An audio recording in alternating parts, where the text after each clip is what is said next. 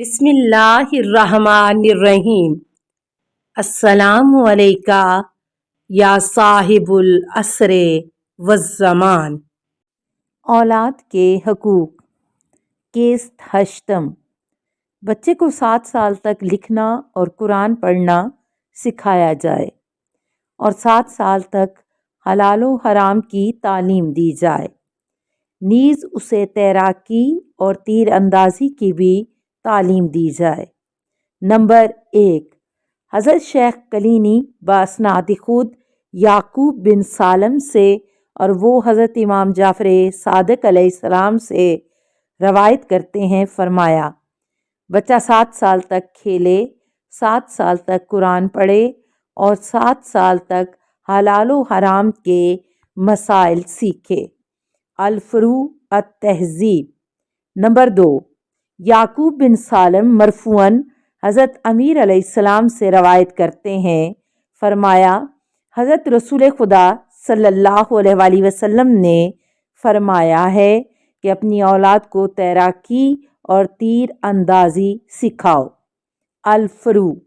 Number 3، فضل بن کرا حضرت امام جعفر صادق علیہ السلام سے روایت کرتے ہیں، فرمایا حضرت رسول خدا صلی اللہ علیہ وآلہ وسلم فرماتے ہیں، جو شخص اپنے بچے کو بوسہ دے خدا اس کے نامہ اعمال میں ایک نیکی لکھتا ہے، اور جو اسے خوش کرے خدا اسے قیامت کے دن خوش کرے گا، اور جو اسے قرآن پڑھائے تو خداوند عالم اس کے والدین کو ایسے 2 نورانی ہلے پہنائے گا کہ جن کی روشنی سے اہل جنت کے چہرے روشن ہو جائیں گے۔ ایضاً۔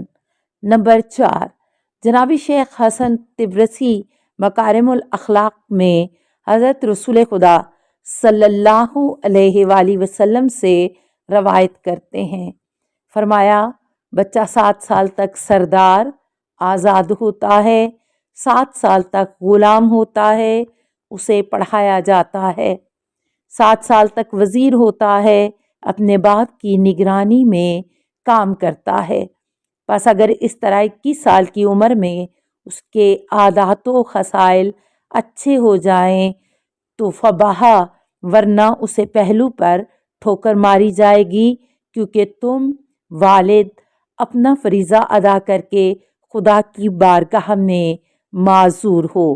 مکارم الاخلاق۔ نمبر 5، نیز فرمایا اگر تم اپنی اولاد کو ادب سکھاؤ تو یہ کام ہر روز نصف سا گندم وغیرہ صدقہ دینے سے بہتر ہے۔ ایضاً۔ نمبر 6، نیز فرمایا اپنی اولاد کا اکرام کرو اور ان کو اچھے ادب سکھاؤ تو تم بخشے جاؤ گے۔ ایضاً۔ صغیر سنی میں قبل اس کے کہ وہ مخالفین کے علوم سے آگاہ ہوں، اپنی اولاد کو سرکار محمد و آل محمد علیہ السلام کی حدیث کی تعلیم دینا مستحب ہے۔ نمبر 1، حضرت شیخ کلینی باسناد خود جمیل بن دراج وغیرہ سے اور وہ حضرت امام جعفر صادق علیہ السلام سے روایت کرتے ہیں، فرمایا اپنے نوخیز لڑکوں کو جلدی ہماری حدیث پڑھاؤ، پہلے اس سے کہ یہ مرجع تم سے سبقت لے جائیں اور انہیں گمراہ کر دیں۔ الفروع التہذیب۔ نوٹ: مرجع مخالفین کا ایک گروہ ہے جو اس قدر رجعیت پسند ہے کہ ہر گناہ کبیرہ کے ارتکاب پر یہی کہتا ہے کہ امید ہے کہ خدا معاف کر دے گا۔ اسے یہ تو یاد ہے کہ خدا غفار ہے، مگر وہ یہ بھول جاتا ہے کہ وہ قہار بھی ہے، وہ یہ تو یاد رکھتا ہے کہ وہ ستار ہے، مگر وہ یہ فراموش کر دیتا ہے کہ وہ جبار بھی ہے۔ لہٰذا عقل مندی یہ ہے کہ جہاں آدمی خدائے رحیم کی رحمت کا امیدوار ہے، وہاں اس جبار و قہار کے قہر و غضب سے خائف و ترساں بھی رہے۔ جب امید و بیم کا پلہ بھاری ہوگا تو پھر بیڑا پار ہو جائے گا انشاءاللہ تعالی۔ احکر مترجم افی اللہ۔ نمبر 2، بشیر دہان حضرت امام جعفر صادق علیہ السلام سے روایت کرتے ہیں، فرمایا جو شخص ہمارے اصحاب میں تفقہ معرفت دین حاصل نہیں کرتا اس میں کوئی خیر و خوبی نہیں ہے۔ اے بشیر، جب تک ہمارے اصحاب اپنی فقہ حاصل کر کے بے نیاز نہیں ہوگا وہ ان مخالفین کی فقہ کا محتاج ہوگا تو وہ اسے اس طرح اپنی گمراہی میں داخل کر دیں گے کہ اسے خبر بھی نہیں ہوگی۔ اصول کافی مؤلف علام فرماتے ہیں یہ خرابی نوخیزوں میں بدرجہ اوتم پائی جاتی ہے۔ اپنی ذہنی ناپختگی اور معرفت کی کمی کی وجہ سے ہر اس چیز کو جلد قبول کر لیتے ہیں جو ان کے ذہن میں ڈالی جائے۔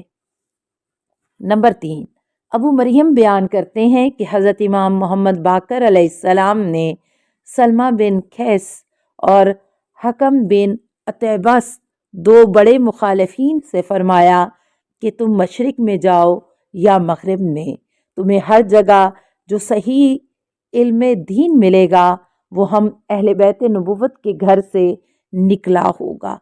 ایزن۔